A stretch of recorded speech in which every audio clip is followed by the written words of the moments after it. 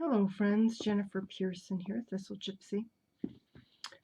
This is primarily going to be a response to Eline, um, to a video that was her response to an audio recording that I had sent to her. So anybody is invited to watch this, to engage in the weird conversation. I am going to be pulling some cards, so it is tarot related. But one of the things I have sometimes done on this channel is share shamanic or energy work experiences that I have. And that's going to be the nature of this video. So if you are interested in that, stick around. It's going to be a little fragmented. I'll try to give a little background to what I'm saying. And feel free to leave comments below.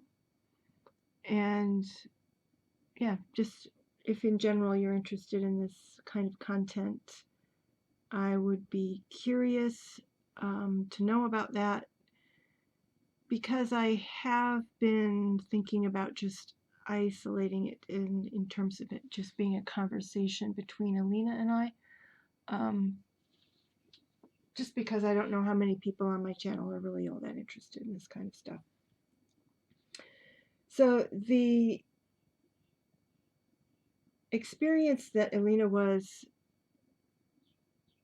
responding to was, in brief, I'm just going to give you in brief, was an experience I had in which I was drawing up earth energy, kind of as you would for what I refer to as lighting up your chakras or whatever. And I've gotten so that, I feel like my whole system in that regard is challenged. It's not a smooth, easy process that happens each time.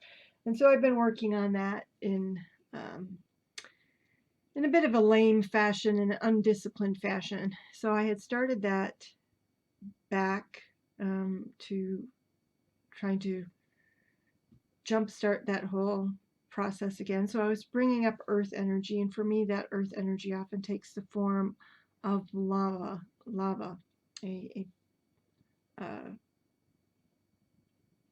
just lava coming up. The last time that I had done it, in previous times, which tends to intimidate me, but I have gotten used to that. I now accept that as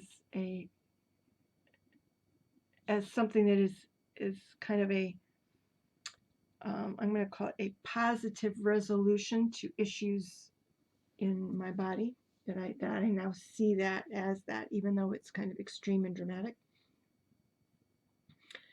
So I was drawing this up, and it came up as a lava, and just sort of took over and became like a column of lava. At first, kind of an active column, where you see them shooting up and you have a narrow spout, where the lava is circulating, coming out and stuff, and then just sort of as a cone.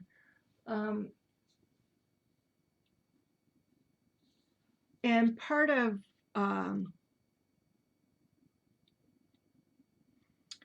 this, what I first do when I start the energy work, is I release negative, or what I would call like energy waste. That's what I'll call it, which had into the earth, and then I draw up the positive energy. So my first thought is to clear and then draw up. So in a previous to this lava column experience, there had just been flakes that had been coming out, like black flakes,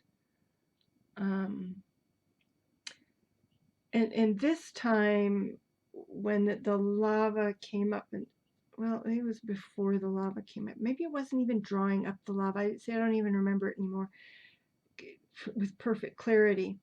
But it was more like I had accretions on me and they were falling off. And as they fell off, that's when it's like I saw that I had become a column of lava. So these things just, I think they may have been kind of white and thin, and they just kind of felt, it's like I was encased and I hadn't known it. And so that's something I think that I hadn't expressed very well the first time in the recording to Eline, and I just wanted to say to Eline, it wasn't, I didn't feel like I was being fragmented. It is like I just expressed, it was like I had been encased, or I had some, it's just like, when they say that your skin is your primary organ for releasing toxins. And it's like, instead of the negative stuff that needed to come out, now it was like stuff that was all around my entire outer body was now releasing this stuff, as opposed to just releasing it down. It had all come out to the side and it was cracking so that it could fall off, and that this column of lava was like the center of it all. And so I first experienced, all right, so there's this flaking or falling off stuff, and then underneath of it, this undifferentiated column of lava that did not have my features. It was just a column of lava. And so there was that experience, and then I was kind of removed from it, as though in being shown this column of lava in a removed fashion. So it's like, if you think in terms of having guides or whatever, it's like, to me, this is like one of the first times I've had a situation where it's like, all right, so this is what we're doing. We're helping you with this, Jennifer. This is how it's going. We're helping you with this, Jennifer. And okay, so this stuff is falling off. I felt like that was something that was happening. And then, but I felt like this showing me, like removing me from and looking at myself and saying, this is what's at the center. So I feel like it was something of a lesson to remove to remove me and say, this is what is at the center, is this lava spout. You've got this stuff on the outside, and and then you've got the lava column. And so I don't understand quite what the meaning. That lava column could be a good thing, could symbolize vitality and energy, or it could symbolize like inflammation or something, like a communication of, hey, Jennifer, one of your major issues here is inflammation from top to bottom. But I hadn't known how to take that as a thing, and so that was, and so I just wanted to clarify that for Eline. I didn't feel like I was being fragmented. There was, the end result was this column of lava that was undifferentiated. In other words, it didn't have my features or anything. It was just the column of lava. But I didn't feel like my personality was in any way being erased. I felt like I was being shown a core, something inside, a core. But there was a sense that there was, normally we have, the 7 chakras and, an aura and stuff. And this was just the column of lava as kind of what my interior was. There were no chakras. It was like one, you know, an undifferentiated system.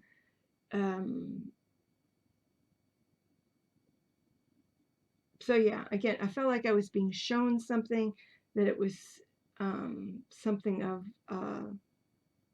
a lesson, but I don't know what to make of the lesson. And so Eline was wisely suggesting that I do something that probably should be obvious to me, which is to pull some cards, ask the question and pull some cards to see, because as she said, these things are, though there are commonalities in people's experiences, they are quite individual. And so I did get that, Alina, and I appreciated that. And you did make sense. That made a lot of sense, what you had, your response video to me about this made a ton of sense.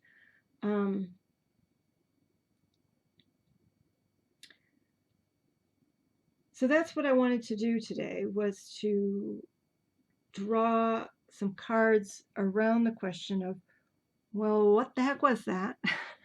What am I supposed to gain from that experience?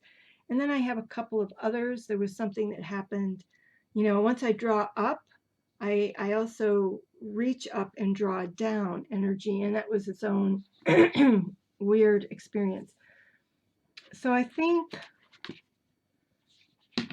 now this is, I'm going to use the Earth Warriors Oracle for the lava column. This is a deck I am not very familiar with, and so it may not work very well. I don't know. But it's what I'm going to start with. And I'm going to hope that the guy who's supposed to do some yard trimmings for me today doesn't come while I'm pulling cards here. If he does, I might have to figure out how to splice and dice a video. Because I'm not sure that I could say everything I just said a second time.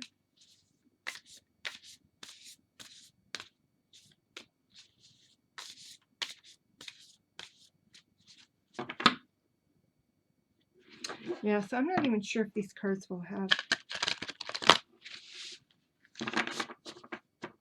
the right kind of message, but we'll see. And I've got, at the very least, I've got my Crystal Wisdom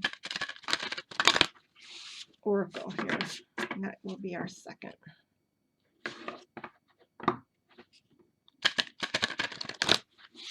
Alright, so now I feel like what I need to do is just split this deck and take that.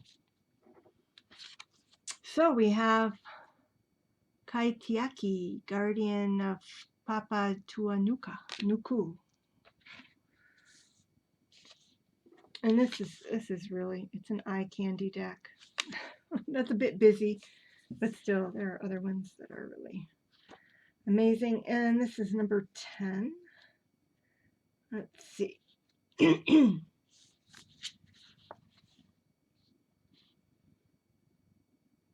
That's interesting.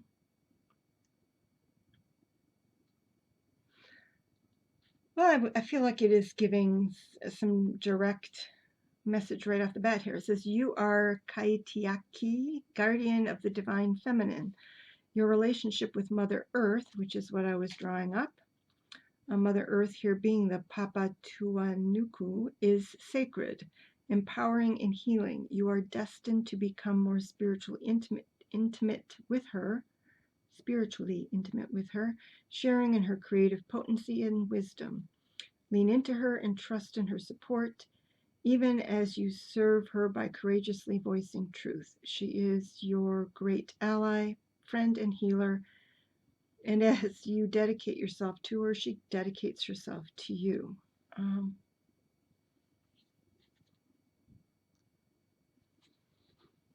Let me see. Yep. All right. So I'm going to stop the video right here so you're going to have a break, and then I'll come back to it, because guess who just showed up? Who was I just talking about? The people who work on my yard. So I'm going to give this up for a second. I'll read about it, and that way I can give an abbreviated version once I come back from the video split. Okay, so I am back, excuse me, with Kaitiaki. So it says, and I think this is true of a number of different types of peoples, but in the Maori, apparently this is the Maori concept here, worldview, humans are not seen as separate from nor superior to the natural world.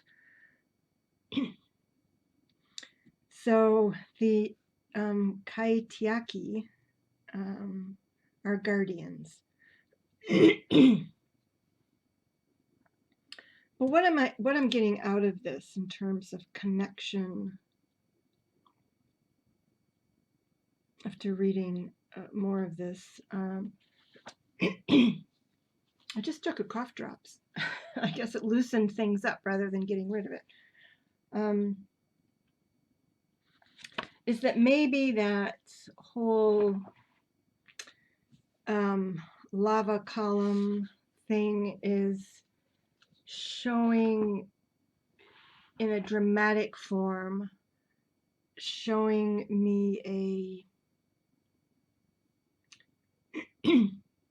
that I am an extension, and perhaps it's saying all energy, all life, you know, but that I am an extension or am in some way connected to the core of the earth.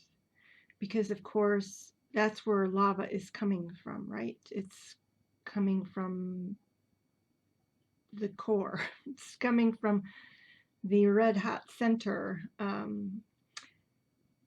So yeah, and maybe it's time for me to start looking some stuff up about volcanoes and that sort of thing. I think it just might be time to do that and think some more about that as a metaphor. So I'm getting this out because even though it's crystals and so it's still earth stuff, this is kind of an airy deck. And I don't know,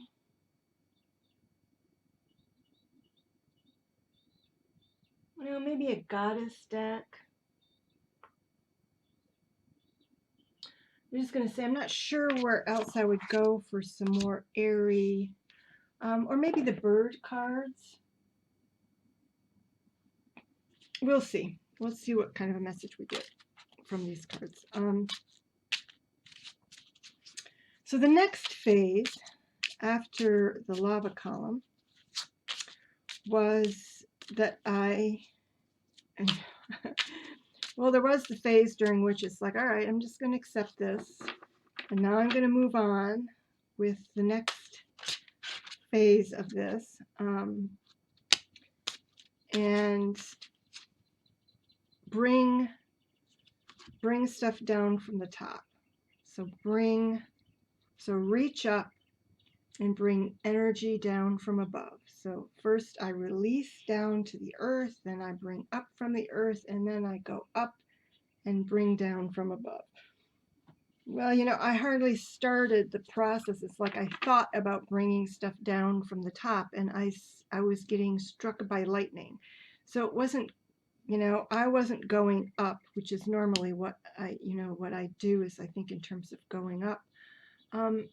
Although recently I've thought about just drawing energy down, usually cleansing energy to sort of clean me out, energetically speaking. But this was going to be more the sort of thing where I would go up. But I mean, like I said, I barely kind of had it in mind, kind of like this thing popping out all of a sudden. when lightning came out of the sky.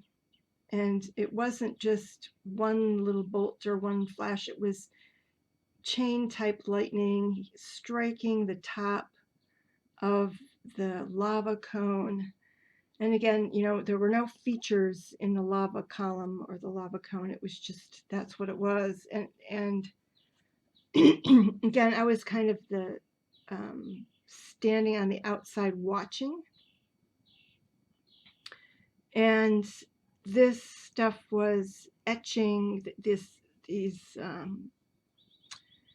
the lightning, the electrical bolts were etching my form, like with white, you know, with white light. It was starting to carve my form back out of the lava column.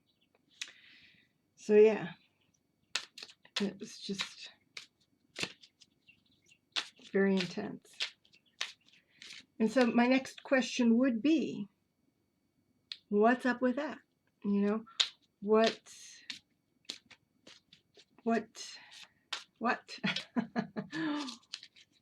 what was the lightning all about? What was the lightning all about? That has never, it's always been a much gentler connection, even if I found it kind of shocking. As somebody who would never have expected a connection with anything above, but so, you know, it's like I'm always prone to surprise, and so it's with these sorts of things, because I'm not expecting them to manifest in I don't know, in vision and seeing things. You know, I expect it to all remain sort of amorphous, and so when things get so it's all surprising when it's not just amorphous feelings of energy, and then on top of it, you know, it becomes dramatic, like spouting lava and lightning. It's like, whoa, Nelly. So that was so that's my next question. It's just what's up with the lightning, you know, why? Just why? So I'm going to look at this, and then if that leaves me unsatisfied, maybe I'll split this deck and try another from this. And if this deck doesn't work, I don't know, maybe I'll try the Goddess Oracle or the Wisdom Keepers. Oh no, I said the bird cards. I was going to do the bird cards next. Okay. All right. This is 28.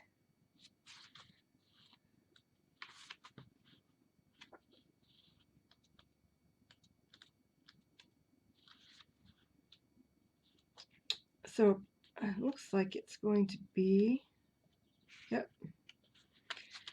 It is a stone within the cosmic classification here, cosmic vibration stones.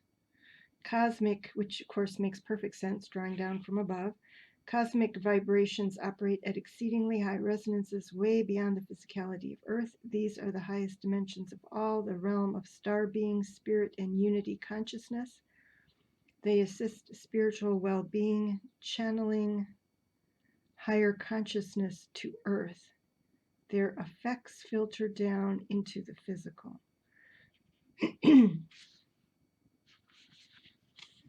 So 28, Smoky Quartz Celestial. I might have to put my other glasses on for this.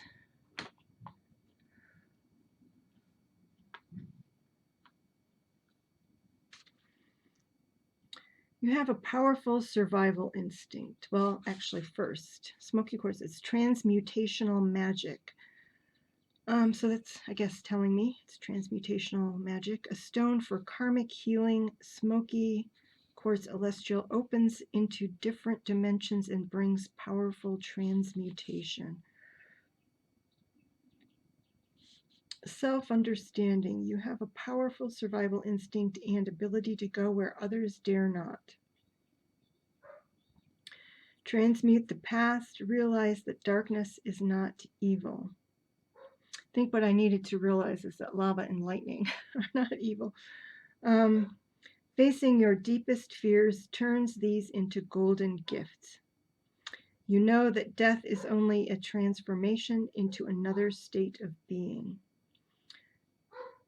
And I did kind of get the vague impression, it's like with this carving out of my forms, or at least just seeing the beginning of it, that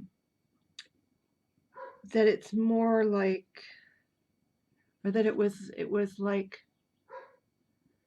the lava cone was like sort of erasing, nothing essential, but erasing some sort of, or burning, cauterizing, whatever, some sort of negative pattern, which required kind of that erasure, a certain amount of erasing. And then the lightning was coming back in to etch like a new pattern. It's still me, but some kind of new pattern. Now, did I actually experience that, like physically or psychologically or anything? No, but I mean, this is energy work, and I expect it's the sort of thing that takes some time. And I'm now going to yell at my dog to shut up. Rufus, hush up.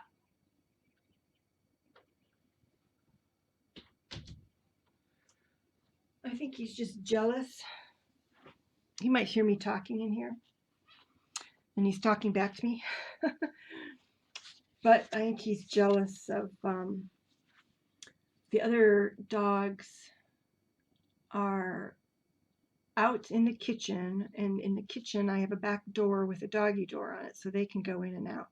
He is in his crate because if he goes out with the other dogs in the current muddy state of my backyard, he becomes coated on his underside with mud, and so we just don't go there. And so when I'm letting the other dogs free for a little bit back there,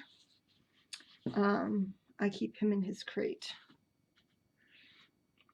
So, divination. Well, take responsibility for your life. Don't let others take control. All right, so that was part of the self-understanding. Divination, be patient. Much stirs beneath a calm surface. Total transformation is close. It may entail a trip into the underworld. It's funny that a cosmic stone is auguring a trip to the underworld. Your shadow becomes your brightest gift. Toxic emotions turn to positive regard. Ground your efforts in the everyday, but retain contact with higher realms. Success comes through dedication and trust in your abilities. Mentors are available. Release yourself from old enchantments. Maybe I need to look into what the old enchantments are. Healing insight. No part of you is evil or bad. Embracing your shadow leads you to healing hidden in the darkest reaches of yourself.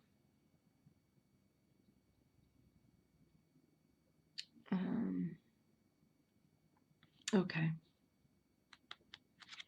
So I'll take that. I don't feel a strong need to go any further with that. To look at another deck or anything of that sort. Where did I put the...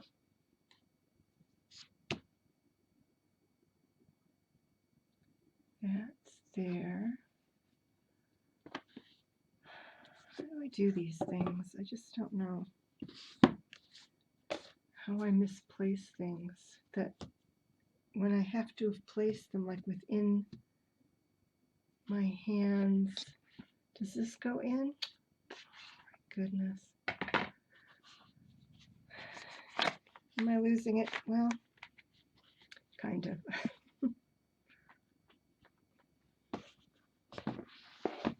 Not totally, but kind of. So the next thing, and I don't think that this is something I had mentioned to Eline,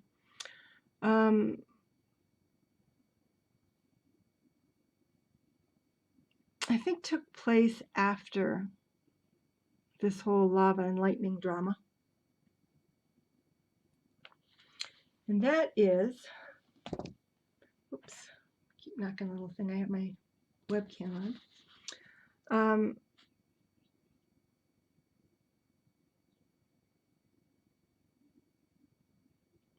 I still felt like trying to locate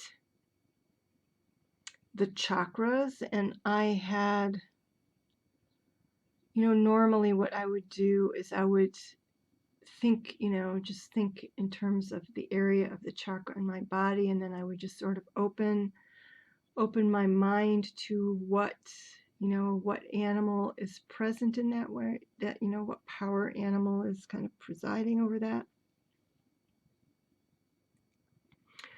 And this was another one of those things where it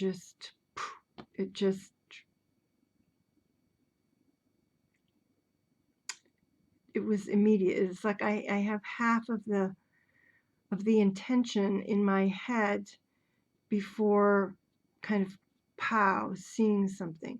And usually I see these as these power animals kind of in miniature,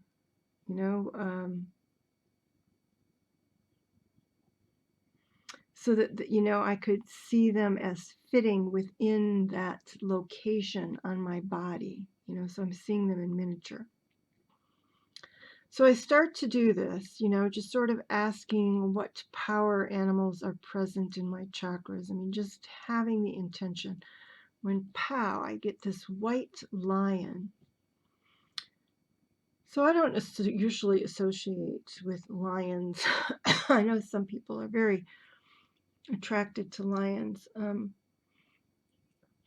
But I had this big lion face, like a lion face, kind of the size of my entire chest, just a big, like a life-size lion face. I once worked at a exotic animal rescue, and so I have some idea of how big that is. And this looked like a juvenile male. You know how they start to have that wispy beginnings of a mane? And it was white, or nearly white, because they do tend to look a little, their whites tend to look a little creamy. And I'm like, oh, but it didn't have like blue eyes or anything. It just had regular eyes. I wasn't paying that close. I was just, again, like, oh, all right, where is this coming from? What? I have a lion, and a specifically like juvenile male lion, which was kind of a bizarre sort of specificity.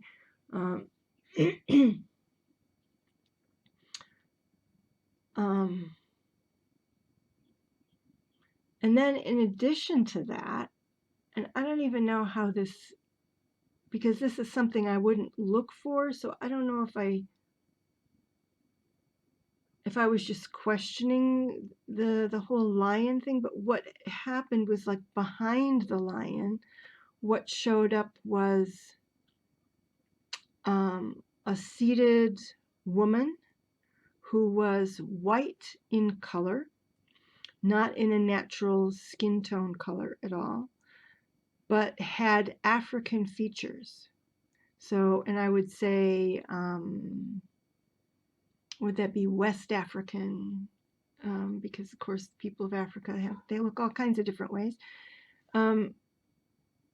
So West African sort of features, and she was, again, white, wearing all white.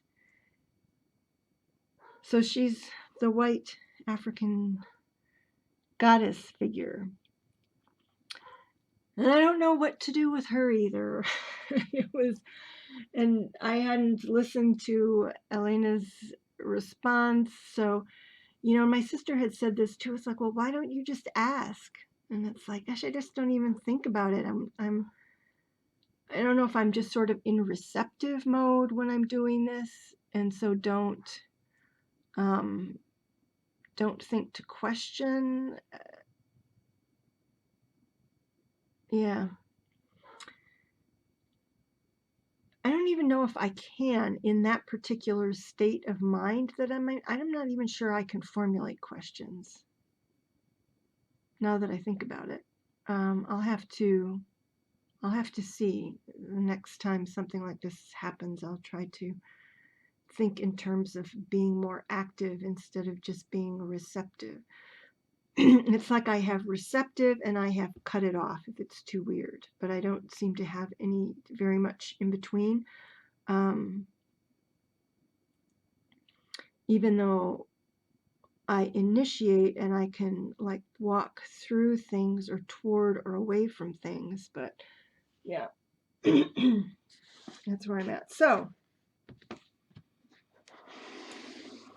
this is supposed to essentially be a deck full of guides.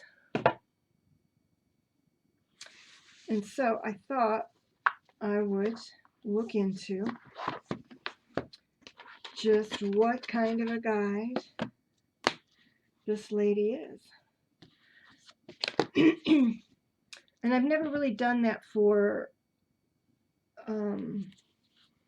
what I call the lava mama, which is with that lava that comes up from the earth. One time I did get a face that came along with the lava, almost as though to say, this isn't just lava. I am here. There is a lava goddess present. This is very interesting. But I guess I didn't question that. It's like, all right, so there's like a presence associated with the lava, all right. But I never thought to ask her anything.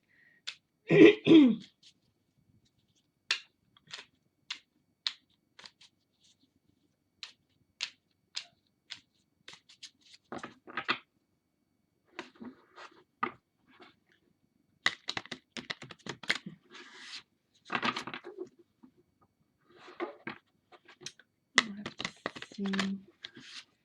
Can I get this to riffle?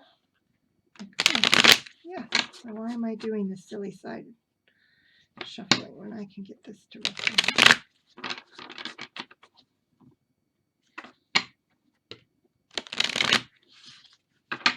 All right. So who is this lion woman?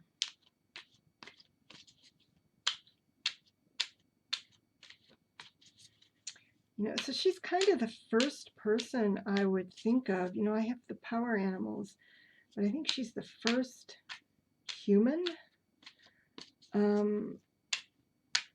like spirit guide.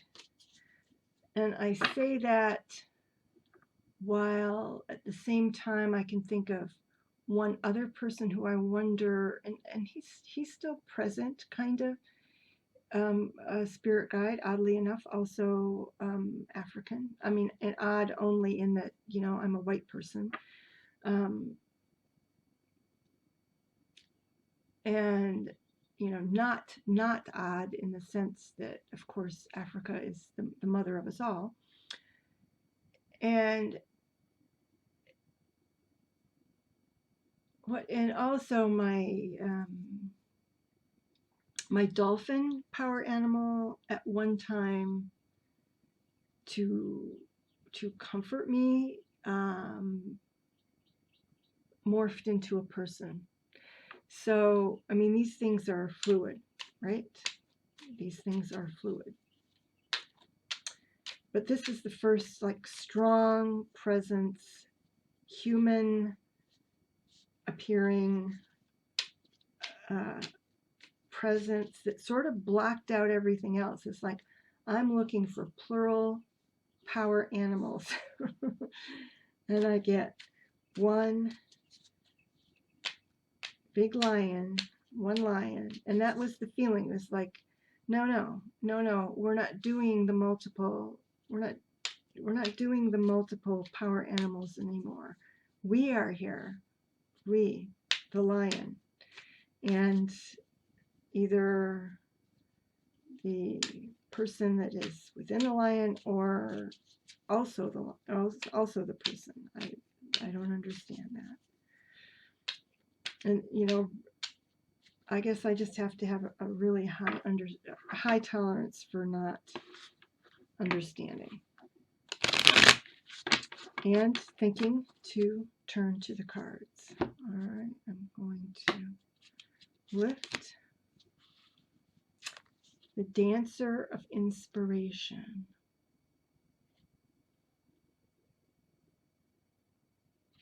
So I guess if we were to see more of this card, this would actually be a triangle that's being formed here.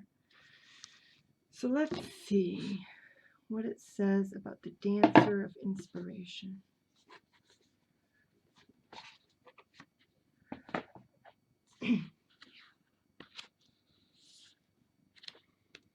She didn't look like she was going to dance, so we're going to have to take this metaphorically. Metaphors within metaphors. All right, time to change glasses.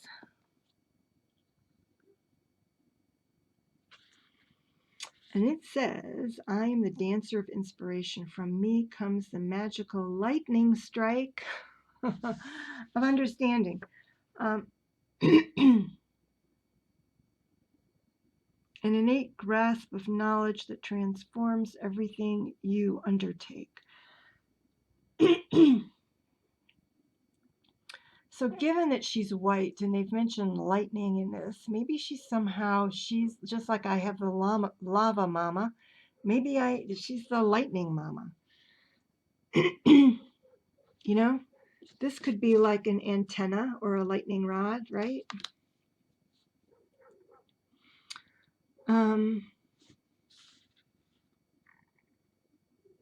I dance in you at your most essential moments, and when others see me, I can inspire them to the greatest heights of achievement. When you journey with me, you see everything with clearer focus. So maybe she's just intended as kind of as a teacher, a general teacher, that she would be the person that I need to start asking these questions to. A greater sense of clarity and conviction. I lead you to the gates of highest wonder. The Dancer of Inspiration. Inspiration can strike us at any moment, bringing a blaze of knowing, of understanding. It can transform anything we do. We can be inspired by anything, and that inspiration grows within us like a flower, revealing in its unfolding a deeper and more profound sense of our purpose. The Dancer of Inspiration resonates with a measure of inner certainty that cannot be diminished and shines the light of possibility on us. In achieving a moment of revelation, we are also able to inspire others, one of the greatest acts that we can perform as human beings. So, keywords: imaginative conviction, precision, clarity, striking out to fresh territory, appreciation by others, turning the corner, winning, creative strength. So very interesting. And I think I will leave it at that. I've got more dogs barking outside now, so I need to engage in some canine control. Thanks to anybody who has stuck around, because this ended up being quite long once I merge the first part and the second part. And yeah, let me know if this really interests people on this channel, and that will help me decide whether to keep some of this to myself or just between Eline and I for the future. All right, everybody, take care.